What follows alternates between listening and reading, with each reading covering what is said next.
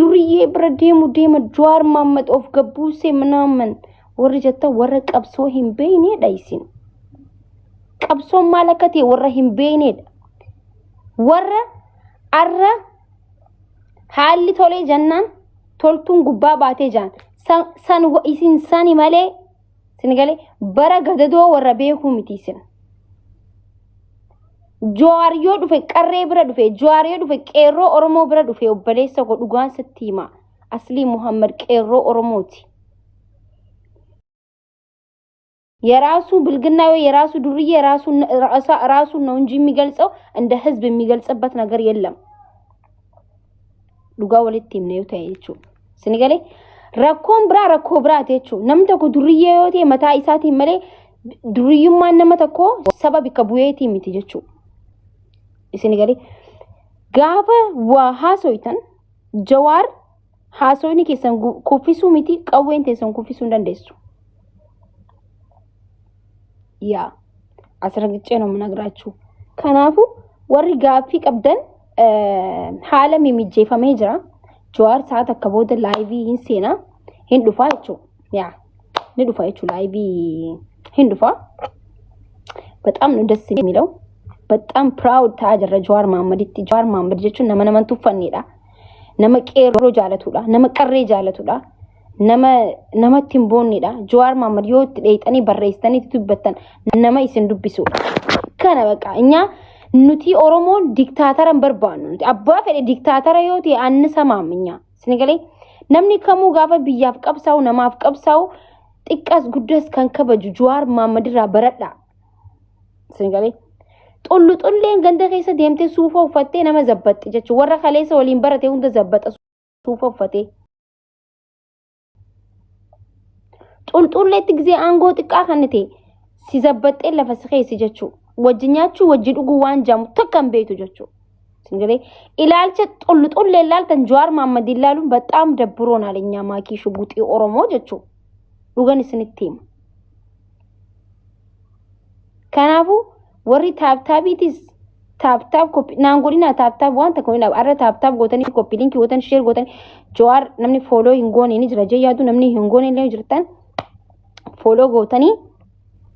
ዲማ biyya keenya raayii gaafiin gaafannaan tileen akka shuguxee Oromoo takkatti akka qarree takkatti garuu xiqqir yaalay ነገር ብዙም ቅር አላለኝም ጀዋር መሐመድ ቅርሌን እንጀነ ጀዋር መሐመድ ኮ አኒ አከል ትያለዱ ሲፊሜት ሌን ጅራኒ ቤይተሌዳ ገሩ ቅር ዋን ነጀ ጥቅሽ ዮ ጅራቴ ሐምዛ ሐጂፋ በሬስቴ ካቡታ አስሊ በሬስቴ አና ሽጉጤ ኦሮሞ መቃህ ያችረ በሬሱ ደቡን ከቅር ነጀ ጅራ ከጥቆቴ ጀዋር ብራና ጌስ አና ኢሳንራናቱ ቀብሳ አይበር አና ዳንዲ ቀብሶ ቲክቶክ አና በርሲሴ ቀብሶ ቲክቶክ ከነራው ቀብሶ ናቱ ፊዴ ስንገሌ ሰገሪ ናፊንተይና ግን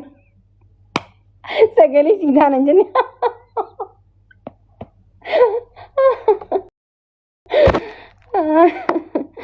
ወይኔ ጋይስ አይ ቆሳን ጅራን ጀዌ ባይዘዌ በጣም ነው ሞዶኝ ቤተኒ ወንቲ ጀዌን ጃለቴ ሁንዲ አናፍታ እኔ ስቀል ቆስማ ፊስ ንገሪ ከናፎ አመሰው መተካታፊ ሁንዲ ከሰኑ ቆጳዳ ወላ ቀየሙን በርባጭ ስቶኩማን ሀዴምኑ ነገኛ በየኬኛ ረቲ ወጀቹ ደንደሁ ቀምና ኑቲ አማ ሞቱማ ኮፊሱፍ ዴሙን ድሩ በርበዴ ሱፍ ዴማ ሂንጅሩ wanti godhu deemu tokko yoo jiraate nageenya irratti hojjechuudha ummanni keenya nageenya dhoobate beele jechuu namni nageenya barbaadu tokko nageenya irratti akkamitti walii galuu dadhaba aangoo irratti walii galuu dadhabuun ni ta'a maybe because aangoo irratti namni maybe waliin unkwaan ummata miti haadha filmoonu aangoo irratti walii galuu baatu danda'a obboleeyyan lameen aangoo irratti walii galuu danda'an garuu nuti kan gaafachaa jiru sa'a kanatti barbadeessuu balleessuu cabsuu buqisu osoo hin tahin nageenyi ummata keenya nageenyi saba keenya akkamitti dhufa singalee namni tokko waa'ee chigginyi dhaabu hawaasa guddaa Oromoonin barsiisa yoo jo akkanatti dhaabaa yoo jo sirrii miti waan sirriin taane sirrii miti jennee dubbanna jechuu ummata kana qamadii isaa jaalachaa garbuu isaa jaalachaa midhaan inni hoomishu jaalachaa ummata san jibbuun immoo waa'ee nama jechisiisa afaan Ingiliffaatiin no way ta'un qabu kun sinigale ummanni kun kan arra achirra mancaay mani isa arra barbadaay kuni ummata misooma jechuun ummata irratti malee waa bireechisuutti waa tolchuu irratti miti. Ummanni kan dhoobate biyya tolchuu biyya biliclicii godhu osoo hin ta'in nageenya dhoobate ummanni. Isin galee waan isin gaafachaa jiru irratti osoo hojjettan dila kana waliin xaarsisu jechuu barbaadeeti. Nageenyi nama hundi unkaan ummata miti jaarsaaf jaartiin yoo nageenya hin qabne adda ba'an. Jaartiin takka jaarsaaf nagee yoo hin kennine jaarsi tokko jaartiidhaaf nagee yoo hin kennine ilmaan saddeeyyoo qabatanillee adda deeman jechuudha. Isin galee unkaan nageenyi ummata keessatti miti nama lama jidduutti vaaliyuu guddaa qaba nageenyi. Isin galee wanti akka nageenyatti bakka nagayaan bahanii galuu nama gammachiisu tokko hin jiru. Kanaafuu waan ummanni gaafate irratti hojjedha. Misooma jechuun ummatni maal jaalata? Ummanni kun maal barbaada? Ummanni ka barbaadu nagaya qofa. So namni awaan takkaan na dhiba isin galee maaltu na dhiba seetanii biyyi bareeddee jirti yaa bareeddee jirti yaa kana dho'isuun barbaachisaa miti. Garuu maaltu jira wanti sirriin taane yoo jiraatellee sirriin taane jedhamee irratti hojjetamuu qaba. Isin galee miti guys maaliifi nagiyaa wanti caalee takka illee hin jiru. Dhimma nagiyaa irratti waboonis hojjechuu qabdi. Kaafaa'unis hundinuu hojjechuu qabda waa'ee nagiyaa irratti. Nagiyaa uummata irratti hojjechuu qabdan. Khalaas. Ummanni waraannummaan takkaa uummata keessa akka hin deemne ofirraa godhamuu qaba bakka. Waraanni takka illee walaa makalaakiyaa, walaa waboo, walaa maal godha bikkitti qabsaa'u jira bikkitti mootummaan jiru bikka biraa bikki isaan deeman bikka biraati. Aslan hin barbaachisu waraannummaan maal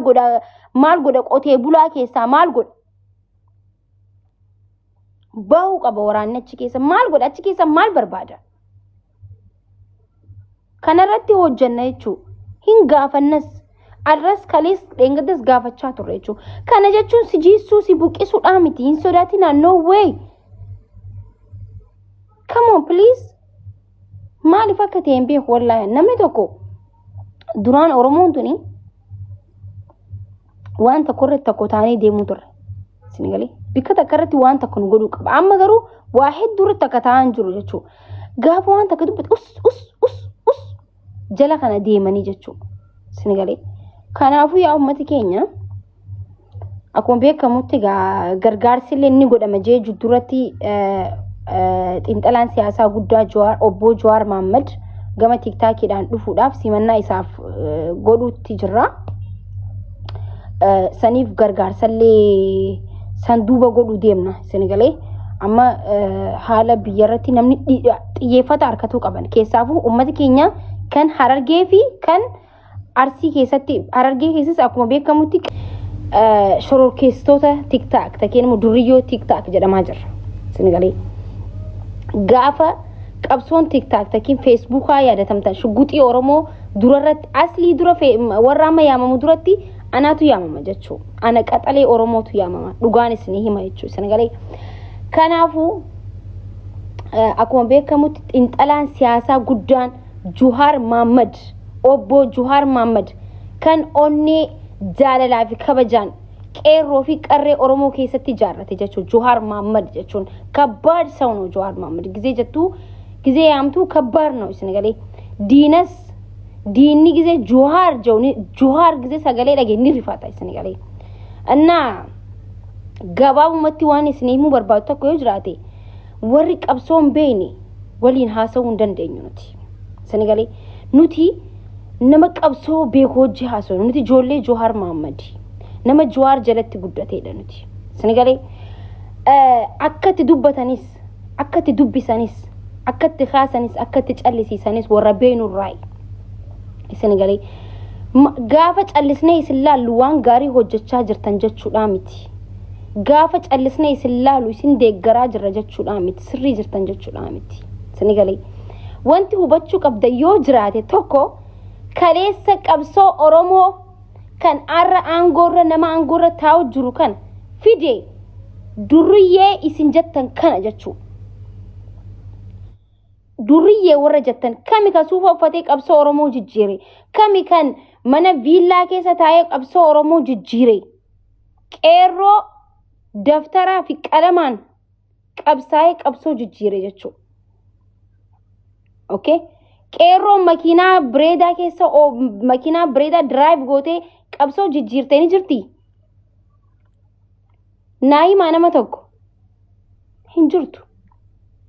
haati duuddatti qoraan baadhattee matatti biddeena baadhattee ka guddisteeti qabsoo Oromoo jijjiire jechuu kanatti wanti deemaa jiru sani min beeytani sanillee hin gaafanna Jawaar Mohammad ballisee akka nu deebisu abdii qabna inilleen akka irraa dubbatu abdii qabna jechuu wanta deemaa jiru sinigalee diinagdeen ummata tokko mancaa'ee jechuun ummanni biyyi sun baddee jechuu biyyi suni kan biyya taatu diinagdeedhaan yooni diinagdeen qabaanne macheema Ameerikaa irraa diinagdee export godhuun deemtu yookiin Masrii irraa yookiin Dubaay irraa miti nama biyya santu hojjete biyya san guddisa waan ta'eef sinigalee sobaa hin dhufu Jawaarii maaliif hin dhufne isin Jawaar Mohammad TikTok irratti miti mana keenyatti kaayirootti afeeruu deemna maal gootan ayyee kaayirootti sangaa guddaa qallee anaa afeera maal gootan shimmallattoon no gaggabuu deemta TikTok sigarame ቤታችን እንጋብዘዋለን አባ ኬኛ አባ ቄሮ ኦሮሞቲ እንዴ ምንድነው ማልታ አጅረው ማኒ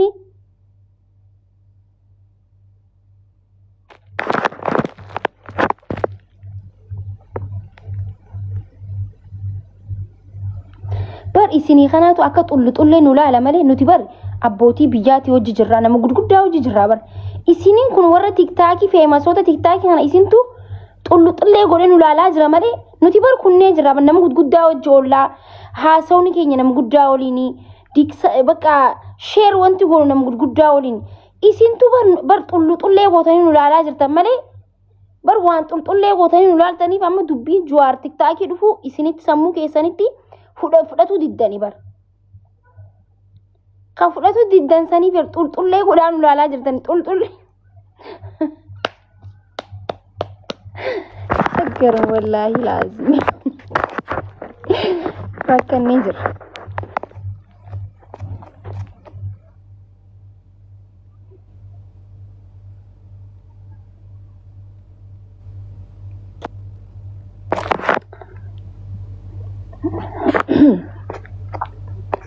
माकी साथी या अहमद साथी दिक्कत होते हैं नुफाबर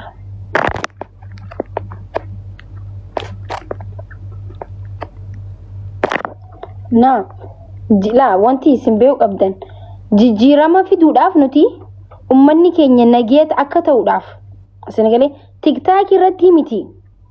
isma'u yaa law samaat nagaa jijjiirama nageenya ummata keenyaa fiduudhaaf burji khaliifaa xarafa gubbaa baanillee yoo dubbachuu qabaanne mari'achuu qabaanne mari'an yoo dubbachuu qabaanillee achi gubbaa qilleensatti baanee akka isin oliin yoo akka ta'u nu laaltan mormi keessan isin cabuut achi gubbaa ilaala warri duuba ama burji khaliifaa warra duubaa jiru nu caala beeka ani footoo hin arkee biran dheene xarafni dheerinni isaatii fi gubbaa isaa namni bahuu ni danda'u ummata keenyaaf nuti achirra hunda bahuu deemnaa jechuu barbaanneeti isin galee mush TikTokidha miti kana jechuun maali ummata nagiyaa barbaadu waan ta'aniif ummata dimokiraatee oolee bulee jiraatee galee dalagatee baratee galuu barbaadudha miti Oromoon isin galee nagiyaa irratti barbadeessuu irratti sa'aan qabnu barbadeessuu irratti marii godhuudhaaf miti barbadeessuu irratti miti isin galee nagiyaa ummata fiduudhaaf burji khaliifaa macarrashaa ላይ እንወጣለን sinjechaa jira yaa durriyyuma isin jettan kanaatu ummataaf sagalee ta'aa jira baay'izawee wanti isin beekaa qabdan durriyyee kadhattu warra jettan kanaatu wallahi sagalee ummata kana jabeessa nu jabeeffachuu qabdan nuti akka Oromootti